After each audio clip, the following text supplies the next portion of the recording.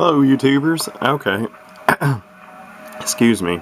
Sinuses are bothering me today. I'm losing my voice. Installment number 2.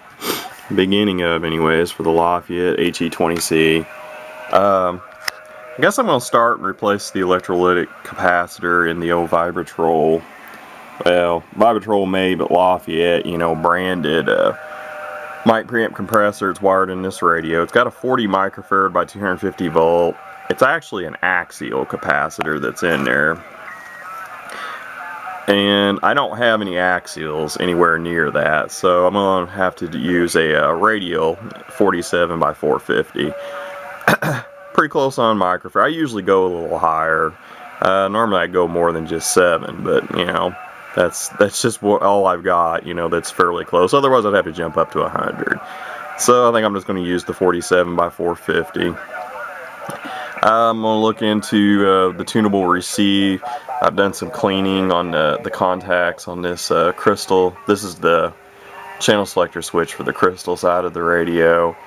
And maybe even try the meter swap out here soon. And I'm going to try to do little segments of each. So be back after I get a little bit done, show you what I did. Oh, first tip I've got. Anytime you're working on, well, anything, I don't care if it's new transistorized or old tube type stuff, no matter how new or old your components are, scrape your leads, you know, all the way around. I've got an old, you know, just real cheap little pocket knife. It's well, the lock mechanism on it's broken. It's very dull. It won't cut you. It works great for any type of corrosion or anything growing on these. You know, I like to shine them up really well before I solder them in circuits. So a little bit of advice, same for any type of resistors, capacitors, anything that's got leads on it. I always scrape them before I solder them. Another installment of Paul's This Old Radio, or something to that effect. Okay, I got the replacement meter mounted. That was quite interesting. I'm tedious more than anything. Basically only 4 hookups. Well, I forget which or which, but I think this is like maybe the receive portion. These, I don't have that in the camera right. Maybe the 2 top lugs receive and the 2 bottom ones is the power for the dual bulbs in there. I'll try to show the back side of this meter. I really didn't have this set up on my bench to get a video shot of it. But anyways, there it is. Since they were already on little eyelets, the lead ends, I didn't have to resolder anything. It was purely just unscrew it. The hard part was the 4 stud screws that mount the meter to the front faceplate. The good old Lafayette Vibratrol made preamp compressors. You can see I got the new filter mounted. There's the negative side. I didn't worry about insulating it. Over here on the positive side is insulated. There's where solder connections are. A little slow to focus. The old filter, as I feared, I couldn't see the positive side, but noticed it already broken through here and was pushing out there.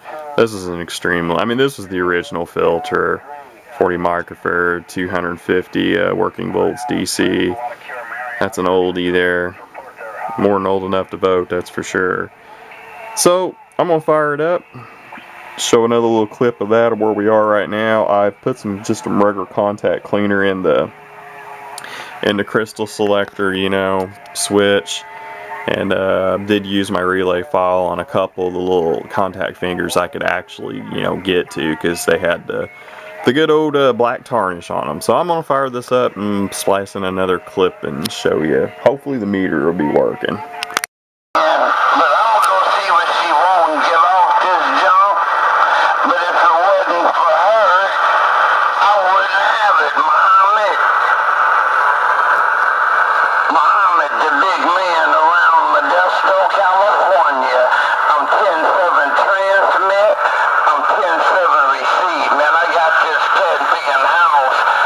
Towards the school. See you, man. Bye, bye, bye.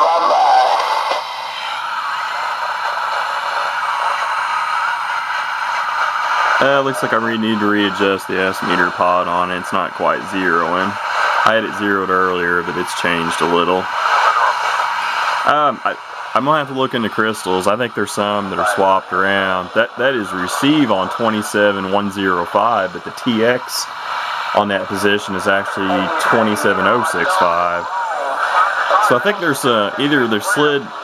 One is either slid way off frequency or they're in the wrong sockets. But the S-meter seems to be working. And apparently I got a lot of dead receive crystals on the receive side. Nothing there. Receive there. It's position. I need to tighten this knob up. 6. Got on 7. Whatever position 8 is. Let's see what 8 is. 26985. I don't know if the receive is actually on 26985. I haven't really looked into that yet. 26985 on the Lincoln. Go back to the Lafayette. And this is with the compressor. Compressor's turned off. Out of line, in other words. And this thing does read receive. Audio test 1 2. Audio test 1 2 3. Audio. No compressor. Go the compressor on. Give my camera a minute to focus. I didn't really set things up all that great for this little demo. Audio test 1 2 3. Audio. Notice it kind of changes the sound quite a bit on the receive radio. Audio. Peak out's about the same. Audio. About 10 watts peak. About what you could expect probably out of one of these old rigs. Anyways, there you have it. Where I'm at now. I've got crystals to sort out. The tunable side I haven't checked into trying to align it. It's way off frequency. So I need to check crystal situation out. Work with these contacts a little more. I may have to use some deoxit and denaturated alcohol after the deoxit to clean up the, the oily residue that it leaves. I'm hoping I can not have to go that far. I got lucky. I don't know if you guys noticed, both bulbs are burning. I did not test this meter, beforehand, so I'm kind of surprised by that. Take coax out of the back. I wonder how far the zero is off on this meter now. Ooh, it's changed quite a bit. Little pot in the back of this radio, that is what it's for. Of course, here I am trying to hold the camera and get to the slug in the back of the radio. A lot easier said than done. And I think I'm going to fail miserably and just have to end it. Oh, I got it. Well, I did. I took a screwdriver out. Now she's come up a little bit. That pot probably needs to be cleaned too. I have not put any cleaner in it yet.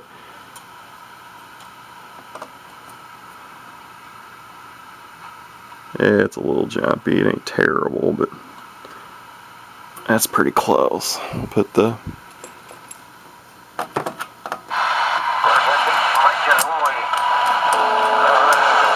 that's still channel 3. I haven't checked how far off the receive crystal is. That shows power RF out. Audio. And can't remember. I think this shows modulation too, even when the preamp compressor is in standby. Audio test 1 2. Audio. Yes, it does. Turn it back. Put it back in line. Audio test 1 2. Audio. And I'm using a non-powered little D104 I showed in the video earlier. Okay, I think that's it for now. Where we're at, I guess I'm more ready, I'll show you. So, it's coming along pretty good. So far, so good, just basic problems. Hopefully I won't run into anything major on it. 73s for now, everybody. Okay, a little bit more short video clip I thought I would do. Show you how far off the tunable receive is. I've got it set below 1. The Lincoln is what the switch box is on now. Is on 27075. Okay. Like I said, this is below 1. Audio test 1, 2. Audio test. It's pretty far off. It's not terrible. I'm hoping it'll line up. So I think that's probably next thing to tackle. To show you, it is set on tune. I'll just randomly choose something else. I'll randomly choose. It's supposed to be channel 11. Of course, it's not. See how far I have to go.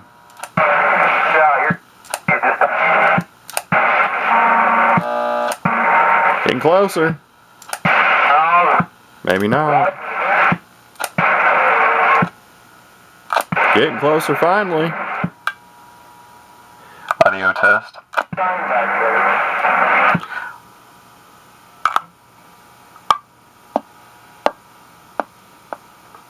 Looks like 27245 closest. And that's with no fine tuning, and basically pointing at 11. So, yeah, I've got some work to do there.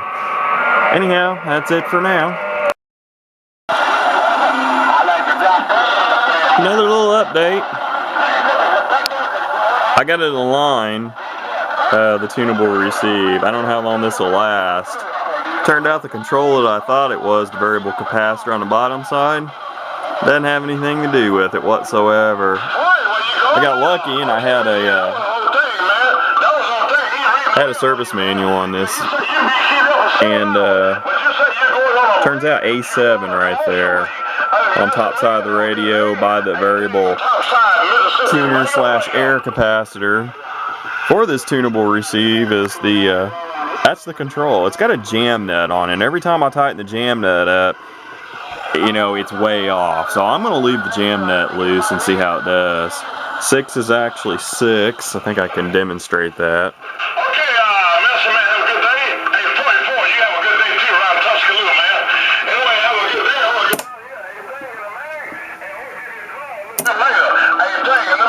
good 6 is 6. I can go back to the, show you I got it on 6 there. I need to adjust the S meter on this because it won't go full scale. About 15 or so dB is about as high as it'll go. So if I set this pretty close to 1, it's going to be kind of hard to do, I think, with